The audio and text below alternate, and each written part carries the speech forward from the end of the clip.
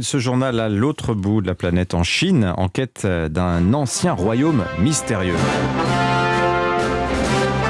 Chapeau d'Indiana Jones vissé sur la tête et petit pinceau dans la main. Il a fallu de la patience aux archéologues chinois pour exhumer ces trésors, des artefacts datant d'il y a 3000 ans, enfouis dans le sud-est de la Chine et les ruines d'une dynastie jusqu'ici inconnue. Sébastien Le Belzic. Plus de 13 000 reliques ont été découvertes sur le site de Sanxingdui, dans la province du Sichuan, une ancienne cité fortifiée vieille de 3000 ans. Les archéologues ont découvert des tombes et des fosses sacrificielles contenant des offrandes en or, en jade et en bronze.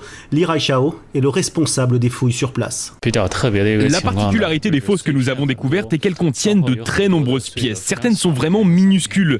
Nous en avons déjà déterré plusieurs milliers et une fois que toute la fouille sera terminée, il pourrait y avoir encore plusieurs dizaines de milliers d'autres pièces, ce qui est exceptionnel.